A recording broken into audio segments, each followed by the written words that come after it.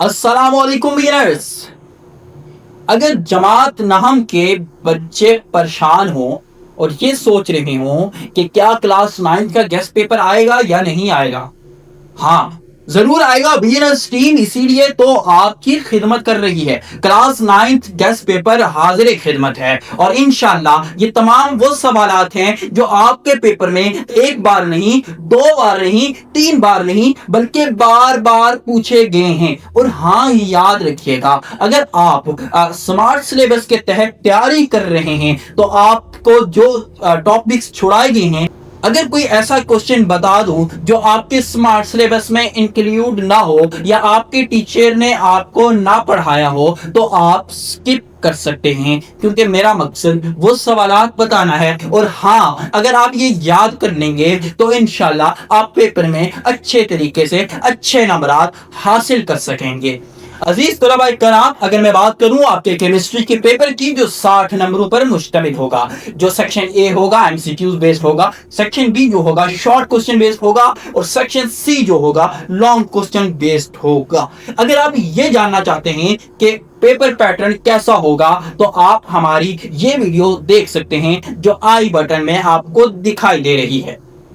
Time जाया किए बिना सबसे पहले जानते हैं कि चैप्टर 1 के इंपॉर्टेंट क्वेश्चंस कौन से हैं। ये लॉन्ग क्वेश्चन भी पूछ सकता है, शॉर्ट क्वेश्चन भी पूछ सकता है। Define chemistry, branches of chemistry, explain different branches of chemistry. इस तरीके से मुख्तलिफ टाइप से वो ब्रांचेस ऑफ केमिस्ट्री आपसे पूछ सकता है। इसी तरह मैं चैप्टर नंबर 2 की बात करूं तो चैप्टर 2 में एलिमेंट, कंपाउंड एंड मिक्सचर, इसको डेफिनेशन के तौर पर भी पूछा जा सकता है और इसको डिफरेंस के तौर पर भी पूछा जा सकता है। Define solubility, types of solution, dilute, concentrated, saturated and super saturated solution.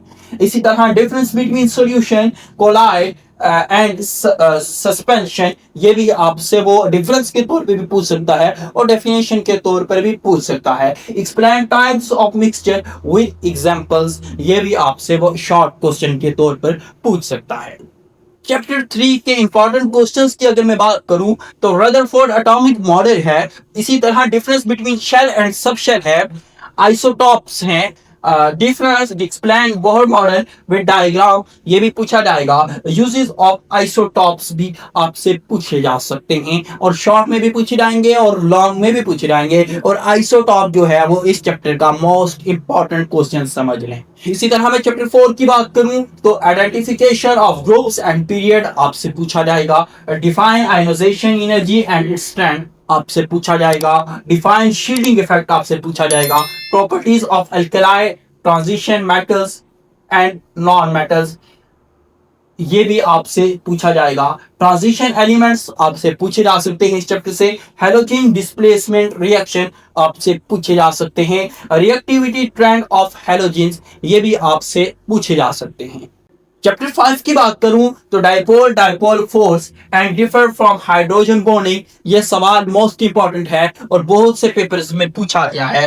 Formation of cation and आयनाइन, ये शॉर्ट क्वेश्चन के तौर पर पूछा गया है और इसकी जब शॉर्ट क्वेश्चन आपसे पूछा जाएगा तो आपने विद एग्जांपल इसका आंसर जरूर देना है। Properties of diamond and graphite, ये आपसे लॉन्ग में भी पूछा जा सकता है और शॉर्ट क्वेश्चन में भी पूछा जा सकता है। Formation of hydronium ion and ammonium ion, ये भी आपसे पूछा जा सकता है। Ionic bond formation, NaCl, sodium chloride, magnesium oxide और KCl, और इसी तरह तमाम आयनिक बॉन्ड की जो फॉर्मेशन है ये भी आपसे पेपर में शॉर्ट क्वेश्चन और लॉन्ग क्वेश्चन के तौर पे ये आपसे सारे पूछे जा सकते हैं। इसी तरह जो कोवेलेंट बॉन्ड है और इसकी टाइप्स हैं, ये मोस्ट इंपॉर्टेंट लॉन्ग क्वेश्चन है, बहुत सारे पेपर्स में पूछा गया है, फेडरल बोर्ड में भी और as well as AJK board के अंदर। इसी तरह मैं चैप्टर 6 की बात करूं, चैप्टर 6 से जो है ये आपके लिए न्यूमेरिकल बेस्ड चैप्टर है और न्यूमेरिकल इसमें मोस्ट इंपॉर्टेंट है, जिसमें आपको मोल्स फाइंड करने पड़ सकते हैं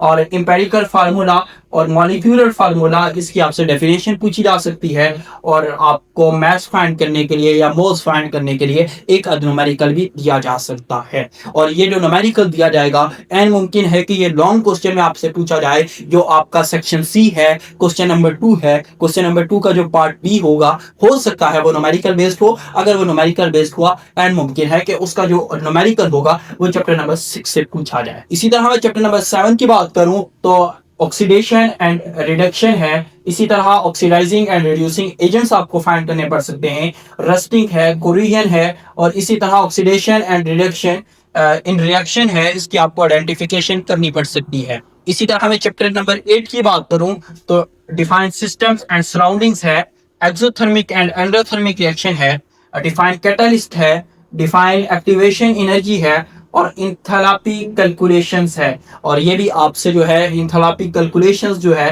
अगर आप तैयार करेंगे तो एन मुमकिन है कि ये फर्स्ट टाइम या सेकंड टाइम के पेपर्स में पूछा जाए, और फर्स्ट शिफ्ट या सेकंड शिफ्ट के किसी पेपर में पूछा जा सकता है, और ये मोस्ट इंपॉर्टेंट शॉर्ट क्वेश्चन है। और कैटालिस्ट, डिफाइन कैटालिस्ट और एक्सोथर्मिक एंड एंडोथर्मिक जो रिएक्शन है ये आपसे शॉर्ट में भी पूछा जा सकता है, और फर्स्ट शिफ्ट या सेकंड शिफ्ट में एक शिफ्ट में लाजमी तौर पे ये क्वेश्चन पूछा जाएगा। इसी तरह मैं चैप्टर नंबर 9 की बात करूं तो डिफाइन केमिकल इक्विलिब्रियम है, कंडीशंस फॉर इक्विलिब्रियम है, फॉरवर्ड एंड रिवर्स रिएक्शन है। फॉरवर्ड एंड रिवर्स रिएक्शन जो है और कंडीशंस फॉर इक्विलिब्रियम ये वेरी इंपॉर्टेंट क्वेश्चंस हैं लॉन्ग के लिए। और effects of heat on equilibrium ये एसएलओ बेस्ड के मुताबिक ये पूछ सकता है, जो मैंने आखिरी क्वेश्चन लिखा है, effect of heat on equilibrium.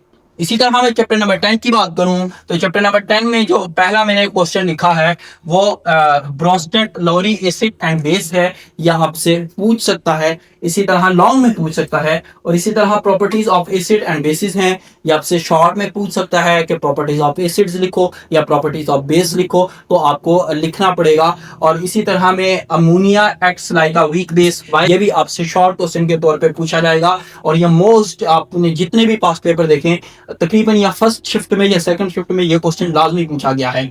इसी तरह how metal oxides form basic solution, ये भी जो है मोस्ट इंपॉर्टेंट शॉर्ट क्वेश्चन है, और बहुत सारे पेपर्स आप उठा कर देखें पास पेपर्स, बार बार ये क्वेश्चन पूछा गया है। इसी तरह मैं चैप्टर नंबर 11 की अगर बात करूं तो जितने भी एयर पोल्यूटेंट्स हैं उसके ये सवाल कर सकता है, उसके मुतल्लिक क्वेश्चन पूछ सकता है। और डिफाइन ग्लोबल वार्मिंग और उसके इफेक्ट्स के मुतल्लिक ये शॉर्ट क्वेश्चन भी पूछ सकता है और लॉन्ग क्वेश्चन भी पूछ सकता है। और acid rain and its effect, अभी मुझे याद है कि जब हमने एग्जाम दिया था 9th क्लास का तो हमें ये लॉन्ग क्वेश्चन पूछा गया था, define acid rain and its effect. और जो सेकंड शिफ्ट का पेपर था उसमें define global warming and its effect, ये क्वेश्चन पूछा गया था।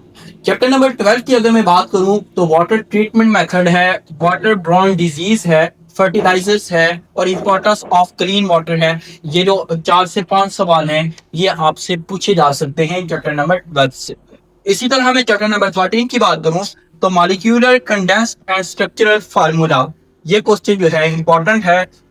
इसी तरह फंक्शनल ग्रुप आइडेंटिफिकेशन है, ये भी इंपॉर्टेंट है। Define chemical formula and right it's type, ये क्वेश्चन भी इंपॉर्टेंट है। और इसमें आइसोमेरिज्म आपको ड्रॉ करना पड़ सकता है, स्ट्रक्चर्ड एंड अनस्ट्रक्चर्ड कंपाउंड जो हैं वो आपको ड्रॉ करने पड़ सकते हैं। और इसी तरह आपसे अल्काइल रेडिकल्स का सवाल भी इस चैप्टर से पूछ सकता है।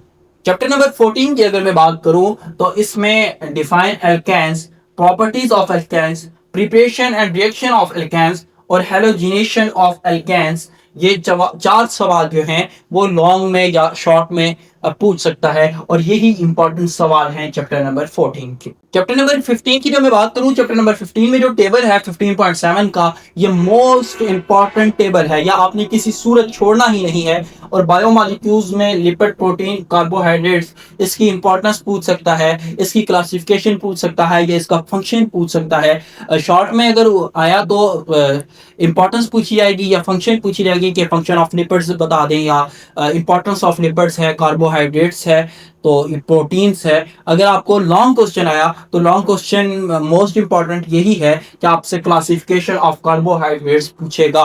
लेकिन आपने ये जो है क्वेश्चन ये अच्छे तरीके से तैयार करना है, शॉर्ट के लिए भी और लॉन्ग के लिए भी। और डेफिशिएंसी जो डिजीज है ये भी आपने तैयार करनी है, क्योंकि ये डेफिशिएंसी डिजीज शॉर्ट में पूछ सकता है।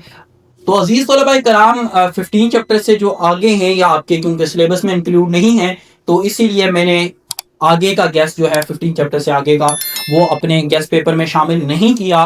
और जितने भी पास्ट पेपर्स के क्वेश्चंस हैं वो मैंने कोशिश की है कि इस वीडियो के अंदर फेडरल बोर्ड और एजेके बोर्ड दोनों के जितने भी हैं शॉर्ट क्वेश्चंस और लॉन्ग क्वेश्चंस पूछे गए हैं पास्ट पेपर्स के अंदर, वो इस वीडियो में जो है वो मैं कंबाइन कर कर आपके सामने पेश कर दूं। ये मेरी एक काविश है।